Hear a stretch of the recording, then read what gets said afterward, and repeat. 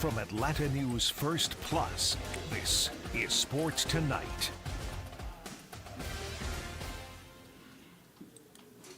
Happy draft week, everybody. I'm sports producer Scott Pennyman here with the sports director, Bailey Burmaster. Bailey, how excited? Where's your level of excitement now that we're about 48 hours away from the NFL draft? I love the draft, especially Thursday and Friday. Saturday gets to be a lot. We just get a lot of content. We talk to a lot of people. There's a lot of names you probably aren't even used to or even know. Unless you really follow college football. Correct. So I'm always excited. The first round is always so much fun. I think the last couple of years we've definitely seen an uptick in trades. Yeah. So I'm interested to see how that plays out. We will on Thursday have like somewhat of a little special Sports Tonight for you. It's going to be very draft oriented. We'll talk about, some of the top picks. We'll definitely talk about all of the Falcons picks.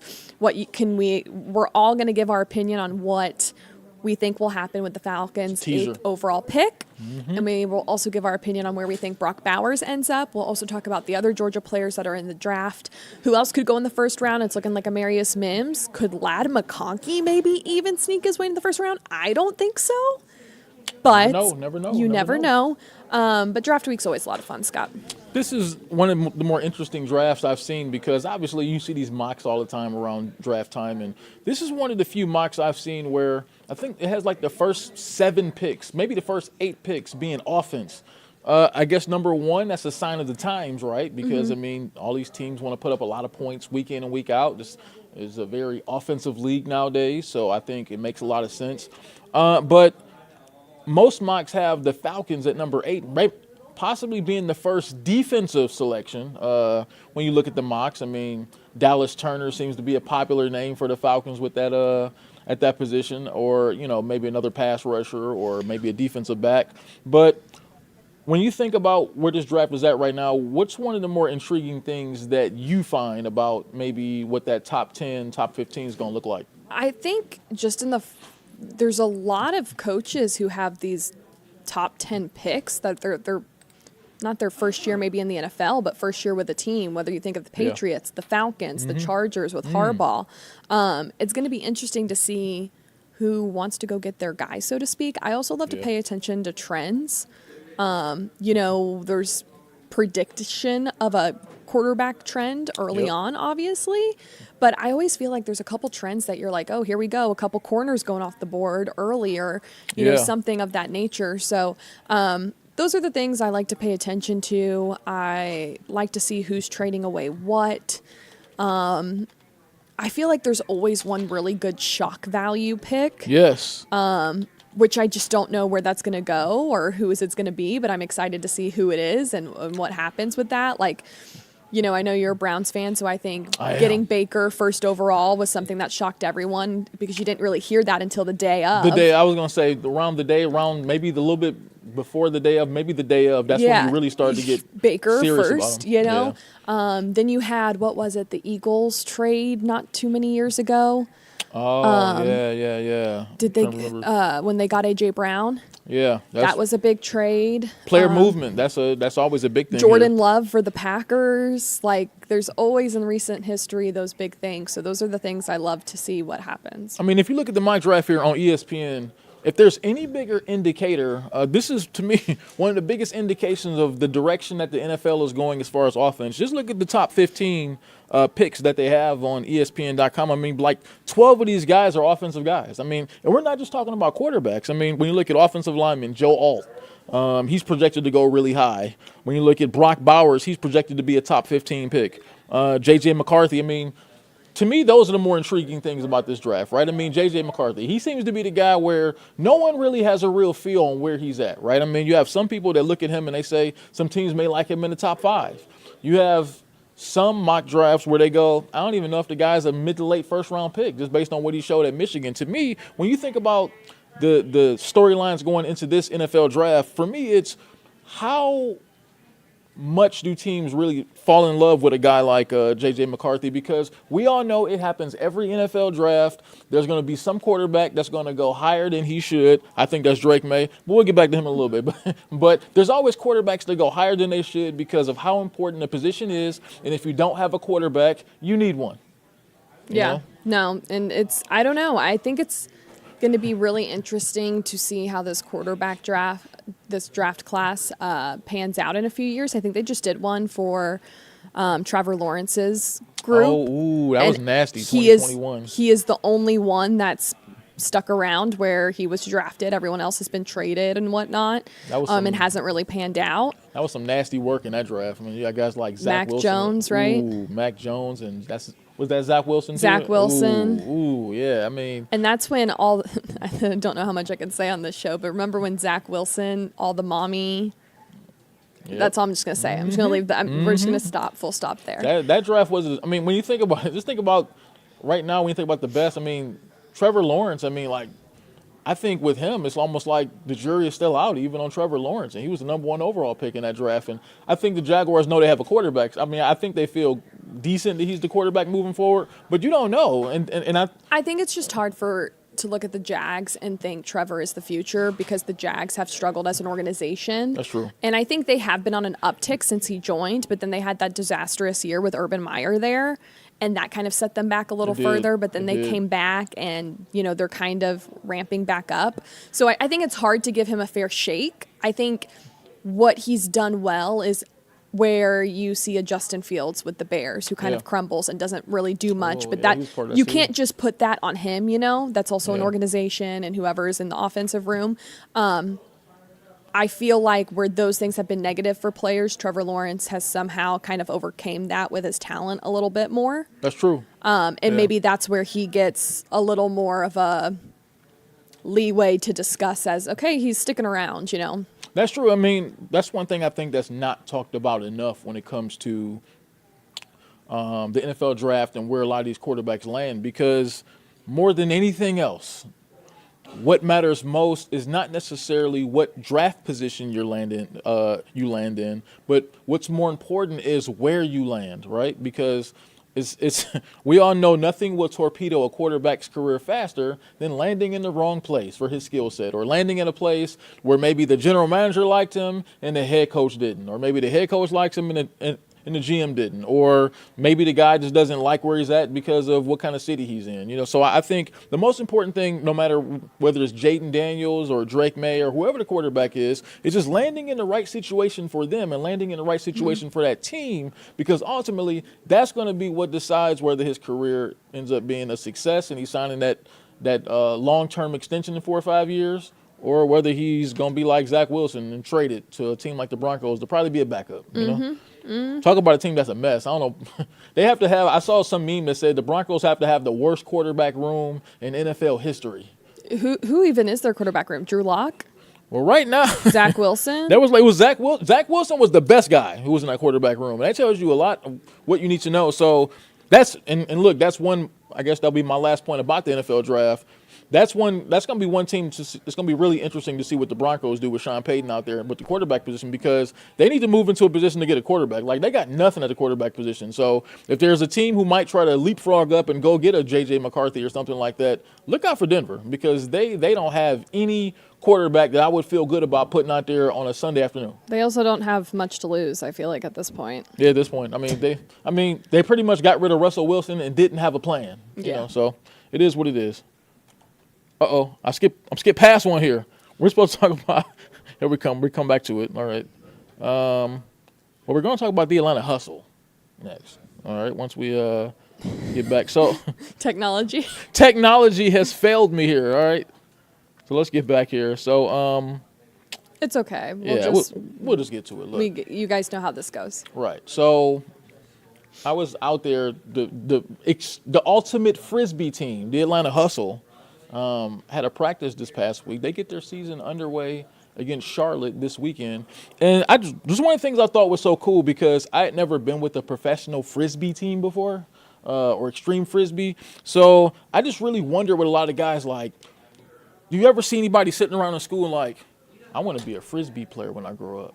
Have you ever heard that before? No, but people also apparently have a lot of fun throwing a frisbee. I do have friends who go and play ultimate frisbee. They're just not on a team really? Like this. And they have like frisbee golf courses. Did you know that? I did not know they had frisbee so golf it will courses. be like a par 3, and you throw the frisbee as far as you can, and then you have to get it in like this little net thing. I don't know the correct name for it, so excuse me, but there's like a The little net thing is the technical Yeah. name for it. But no, just been with those guys. They're practicing in Sandy Springs, and it was just really, refreshing to talk with some of the players. And they talked about, and look, we're gonna have their games on Peachtree Sports Network too, right? So that's one thing that's really dope. But a lot of these guys talk about. I think a common thing for a lot of them was that they play a lot of other sports. They get them ready to be frisbee players and extreme frisbee. A lot of them talked about playing like lacrosse, soccer, things like that. That really get you ready to be an extreme frisbee player.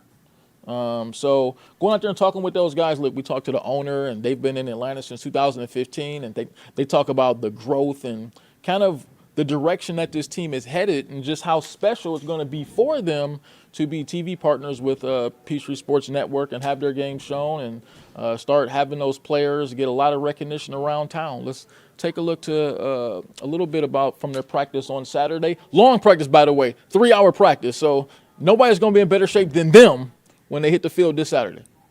Yeah, right now, 2024, it's night and day from where it was in 2025. From the caliber of athletes we have, the way that they professionally hone their craft to do this, the level of play is going up every single year. And if you look back and compare 2015 to 2024, it's night and day. Next year will be our 10th season, 10-year anniversary. We're really excited about that, and I think it's going to be fun to look back and see how everything's changed. The stadium is bigger and better, right? The offering and the fan experience is on a whole nother level, and we're really proud of where we come. One of the common things from the players has been more and more. They talked about how ownership has given the team more and more kind of each year, and it makes players more motivated. Just talk about that, being able to just be a part of the growth each year. Yeah. I know growth is really big for us. It's big for Coach Tuba, and we climb a mountain by going one step at a time, and we feel like we add a little bit every single season. And one of the things we try to do is with the players is up the expectations every single year. And where I think we're finally at a place where we feel like we're close to what we hope to achieve. But it was kind of escalation over years, and the guys have given more and have taken on more. If we given them opportunities, they've responded by investing more into the team, which has been really, really rewarding for us. And part of that is like, with us, with TV partners now, right? As far as us, talk about that ability to be able to have some of these games be able to shown and help it grow throughout the Atlanta area. Yeah, I think us getting to be on Peachtree Sports Network was a real milestone for the franchise and for the sport to say, hey, this is, we're at this level now that we have a TV broadcast partner. We're going to be on locally all over the state. And it sort of legitimizes, our position as a professional sport, which is something that Ultimate Frisbee has always been kind of try to do. Brand awareness is one of our biggest business challenges, is just to get people aware of it. When they see it and they come out, they love it. It sells itself, right? So it gives us a great opportunity, like a big megaphone for us to get Ultimate Frisbee out to a lot of people, and in a way that they can really digest it. I think showing the sport, does everything for you. And a lot of guys seem really excited about that. They seem really excited that it will be on TV and have TV timeouts and all that stuff. So what do you think it's done for the players as a whole? Oh yeah, and I mean, everybody who grows up wanting to be a professional athlete, part of that is being on TV, not just the social media and the YouTubes, but on broadcast TV, and having friends and people that they work with be able to watch them and see them there. I think that just fulfills something that they've been pushing for their entire lives. Where do you foresee? I know it's hard looking to the future, but where do you foresee the sport being, let's say, the next 5 to 10 years? I think we're going to see steady growth. I think the broadcast partnership has really got a chance for us to kind of take a big leap locally, and I think that we are just in it to go incrementally and build. And I think in 5 years we're going to have thousands of fans out at every single game, and we're going to be a household name, at least in the DeKalb County area. So what initially made you want to get into, I guess you could say, the frisbee business? Yeah. What Just sparked it? chance for real life fantasy sports, right? I happened to be in a place where it was an opportunity that I had bandwidth in my life to take it on, and I just said, hey, I'll give it a shot. And almost 10 years later, I'm still doing it. It's like a big part of what I do. So I think everyone would love to be the general manager of the Atlanta Falcons, and this was like a chance for me to kind of live that in my little slice of the world. And so, like we talked about, obviously in Atlanta, from what I can understand, I mean, a lot of players are saying they go places now. People recognize the name, they recognize the jersey and everything like that. So, just how proud does that make you, knowing obviously where it started from to where they're at now and to now where this is headed? Yeah, it feels like we're winning. I'm a competitive person. I played frisbee myself, and so from a business perspective, we want to have that happen, right? People start to recognize your brand. They start to know what it is. I'm giving free tickets out around the park, and people, oh, I went to a game last year. Oh, great, here, come to another one, right? And then they're like, oh, you went, I had a good time. Should I go too? Absolutely. And like, that just really energizes us to keep, growing and going bigger and better. Excitement level, max level. We had a huge season last year, probably our best season to date, and we're trying to just ramp up, make it a championship weekend. That's the goal. So I hear you guys have gotten pretty close the last couple of years. Didn't get over the top. What's going to be the difference this year in getting over the top? Difference this year compared to last year. I think last year we got the taste because we were so close. We know exactly what it takes to get back to where we were last year, and we know what we were lacking for last year. So just right off the start, like preseason, a lot more energy. These practices have been even better than they were last year. This is Coach Tuba's second year coaching. Last year we kind of got used to him, and this year we're just, all the cylinders are firing at the same time. So yeah. As far as professional frisbee in this area, in the Atlanta area, what's your feel so far as its popularity? It's getting more popular for sure. Last year I had some coworkers come out to the last game. Unfortunately, they didn't come to the first few, but they came to the final one, and the excitement level, they came talk to me that next following Monday. They're like, oh my God, that was so fun. Like, we should have been going to them all the time.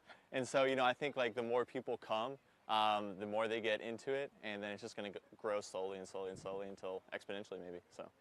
And so when you think about where this team is at right now, how long have you been a part of it? This is my 4th year with the team. 4th year. So how do you think it's grown from your first year here into now?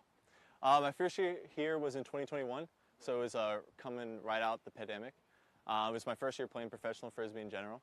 And so everything was new to me. It was really cool. Like, we took charter buses, drove up to Pittsburgh, drove up to DC, down to Tampa.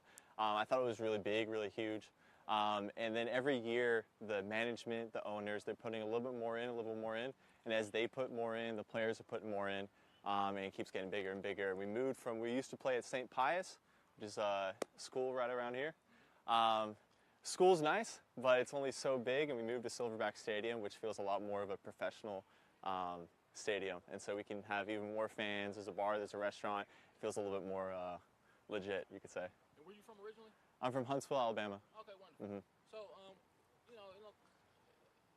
of these guys talked about the disappointment of getting close last year and not being able to finish. If I were to ask you right now, what do you think it's going to take for you guys to be able to finish? What it's going to take for us to be able to finish? A higher level of buy-in than last year. I think we were really not to say we weren't bought in last year, I think we were really there. But again, because we were right up at the crisp, myself included, I think like maybe I only put 90% in, maybe I only put 95% in. This year it's going to take that 100% level of effort. And we know what we failed at individually, all of us last year, not just as a team, but we know like, hey, I didn't throw as much outside of practice. I didn't, take care of my nutrition, take care of my health. And so because we made those mistakes last year, we really feel it for this year, yeah. All right, Bailey, it's always really good to sit down, especially with I really feel like those teams like the Hustle just really appreciate it when you get out there because, they don't really get a lot of coverage and everything like that. So when you get out there and you talk to those teams, it's always a really good time. So we love people who are passionate about sports. For sure. Let's talk some NBA real quick. Bailey, I don't know how much you've been keeping up with the NBA playoffs, but last night was one of the classic nights in years as far as NBA basketball playoffs goes. It's just the first round, so won't get too excited, but the Knicks and the 76ers had a thrilling finish. They came down the wire yesterday. And late last night, if you were sleeping, the Lakers and the Nuggets, which is a rematch from last year's Western Conference Finals series, tremendous finish in that one. The Lakers led by 20 points in the third quarter of that game. The Nuggets just incrementally walked them down the entire night. And late in the game, there's about 20 seconds left, about 17 seconds left in the game. LeBron James has one of the most wide open shots that you will ever want to see. The defender falls down, he goes spinning. I don't know what happened. He just fell or whatever like that. LeBron James has time to just contemplate his entire 21-year career at that point. Stops, looks at the basket, bricks it. Jamal Murray comes down and hits one of the best game winners you will ever see. Over an outstretched Anthony Davis, long 7-foot arm, falls into his bench after he hits the shot. Anthony Davis also fell right into the celebration of the opposing team. And the Nuggets go ahead to win the game 101-99 as they take a 2-0 lead over the Lakers in a series where, look, so far the Nuggets look like they're primed to defend their championship. And everything you saw last night was very indicative of why they're defending champions. Yeah, I mean, first of all, kudos to you. That was a great breakdown. Oh, Gave me like a play-by-play. I could visually see well, it I just in my want to head. take people there in case We they were love sleeping. that. We love that. No, we appreciate that. Yeah, and I just think, I mean, the Nuggets are the Nuggets, right? I They're mean, so good. They're really good. And I think people, I don't want to say surprised, because you shouldn't be surprised when it's the Lakers and it's LeBron. Yeah. But I think people are kind of surprised that they've made it this far. It was Ooh, kind of like, sheesh. ooh, playoff, they're still alive somehow, because they really went through It was a rough season. a rough patch. Yeah. So, but I think the stats for teams that lead a series 2-0, They have a the good chance of winning. likelihood of the Lakers coming back in this series is pretty slim. But one of the things I didn't like after the game, and I was really vocal about it on social media. So after the game, obviously you have that thrilling finish. We're going to the press conference thing? Yeah. Okay, yeah. go for it. So the Lakers obviously blew a 20-point lead, lose on a back-breaking shot late, and everything went how like I said. So after the game, LeBron James sits in the press conference and he's breaking down things, and he talks about he's attacking the officials for a call in the third quarter where D'Angelo Russell was smacked in the face. I believe by Kentavious Caldwell-Pope, but LeBron chose to highlight that, and not just LeBron James. Coach Darvin Ham also expressed displeasure, and about 1 o'clock in the morning, D'Angelo Russell tweets about the play. For me, look, okay, so there are point in times where I believe it's okay to complain a little bit about officiating, especially if it's a late play in the game, it affects the game late, whatever. But that play was in the third quarter of a game in which you blew a 20-point lead. And not only that, after you blew the 20-point lead, you still had a great chance to win the game late when your best player, LeBron James, who so many people call him the greatest player to ever play, has a wide open look with a chance to go up 3 points, misses it, and Jamal Murray hits one of the most incredible game-winning shots to win. And the talk after the game, the best you can come up with, is talking about how bad the officials officiated one play? Really? I think we actually see eye to eye on this. I am totally against complaining about the officials. Now, listen, I understand there's extreme circumstances and times where things should be said, but also the reality is if you lose a game, the reality is if you can complain about the refs, there's probably 50 other instances you could also complain about where if you would have done a better job, you would be in a different position or would have had the lead or would have had this or that. So I hate the whole, we're complaining about this call because it would have shifted everything. I think there are circumstances where a call really does shift everything. I think that's hard in games that are so long and quick like basketball.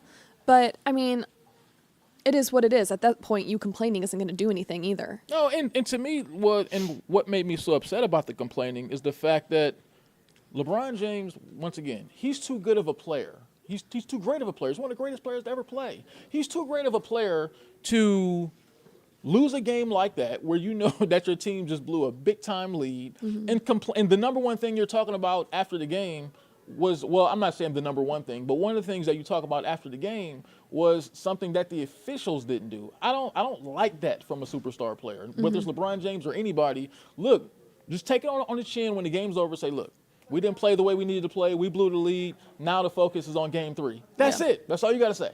Yeah, it's just frustration. So look, I get it. I understand. Hey, look, Atlanta United, they got to get ready for that game this weekend against Chicago, right? Yeah, they've had a rough go the last 2 matches. They've had a lead and given up a lead.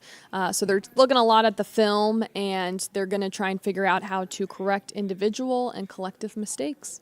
Well, I'll tell you what, let's hear from them as they try to do that this weekend. PK and a training exercise? All the time. All the time. I woke up this morning thinking about it. Yeah. Seriously, though. What can the players do to take more accountability for individual mistakes in games, and then how can they do more to prevent those going forward? Yeah, I mean, individual mistakes are going to happen, and I think the biggest thing is when they do, what the reaction of the team is to try and help recover the ball. And, we always look back at what the video is, and we talk about it, and we know, when we train the warm up, it's always technical work. It's always tactical stuff and whatnot. So it's just being focused in that. But the biggest thing is we know mistakes are going to happen, and just as a team, how do we react to try and fix it? What have you personally learned from the past 2 games? No game is done until it's done. After 94 minutes, 95 minutes, wherever the case is, we have to be focused the entire time, because when you play the likes of Philadelphia and Cincinnati, they're big teams in the league, and they're comfortable being behind, they're comfortable being tied, they're comfortable being ahead, and we have to be focused for 90 minutes, because if we're not, as we saw the last 2 games, leads can disappear just like that. Y'all seem like y'all were in the film study for quite a while this morning. What was the mood in the film study? I mean, it's early in the year, and we got to fix things, and it's not the end of the world, because like I said, it's 8 games in, but we know if we want to be where we want to be at the end of the year, that we have to try and minimize those mistakes. So we, as a team, as a collective, we all looked at it, we talked, we spoke about what went wrong, and we know that if we want to later on down the line be successful, we have to fix it, and you have to do that sometimes as a team, and that's what we did today. What are some of the challenges with coming on in the 60th, 70th minute, especially in the midfield, with it being such an important role, one where you got, you're kind of dictating the tempo and everything. What are the challenges like that coming in kind of later? Yeah, the biggest thing is just trying to adapt to the speeds of the game as quickly as possible. Obviously, you're doing your warm-up or whatever on the side, but it's nothing to the pace those guys are already playing at for the last 60 minutes. So trying to adapt to that and making sure when you step onto the field, you're ready to go mentally and physically. And what you don't want to happen is the first couple actions you get, you're caught behind. And it's not the easiest, but I'll take any day of the week, being able to come on and help the team any way possible. And for me, the next focus is if I come on again, instead of ending in ties or losses, it's ending in 3 points. When you come on, are you typically coming in with a message from Pineda or from the coaching staff to try to send it out to the group, or are you just kind of focused on yourself and what you can do? Yeah, it varies game to game. Most times I'm always talking with the staff beforehand about what they would like for me in these games. They're always clear as to what they'd like for me to do when I come to the game, and a lot of it too is what we do in training. It's very similar to what is expected of us in the game. So it's not a lot that is said of me. Sometimes I make adjustments as games goes on, and sometimes I'm coming onto the field with those adjustments to tell their players. And other times it's play with confidence, do what I've been able to do the last few times I came on, and just try and keep playing the way I have been. What have y'all learned from reviewing the tape of the past couple of games, and how can you apply that to your following games? Yeah, I think the biggest, one of the biggest issues we've had the last few games is a lot of the goals we concede, a lot of the chances that we give up, we kind of do it to ourselves, whether it be the shape as the team, as a collective, the decision making, the duels won or whatnot, and that's been our focus. After the film session today is just about putting ourselves in positions to try and reduce the chances they get by doing what needs to be done ahead of time, getting into positions early, reading the game ahead of time so that we don't give up free opportunities. If a team is creating good chances because they're a good team, like many teams can, then fair play to them. But if it's because we're not doing what we know that we can do, it's a little bit it's a tougher pill to swallow. All right, Bailey, before we get out of here, tell me what's on your mind. AJ Minter went around to Cobb County Firehouse to meet with fire departments to tell them thank you for their work and give them a signed Braves autograph jersey, and I just thought that was kind of cool. That's pretty dope. It's always dope when they go out into the community and deal with firemen and first responders and those guys and make them feel good about their job. I remember I had this fireman behind me last week when I was riding down the street. I think I was going to do a story, and he's honking real loud. He wanted me to dash out in traffic. But I'm like, I thought you were a safety personnel. Why are you trying to get me out in traffic to get hit? That was crazy. Anyway, that's Sports Tonight here for a Tuesday. Bailey will be back at them tomorrow and for the rest of the Yes, week we with will. some draft stuff. We got a lot of fun stuff coming up later this week. See ya.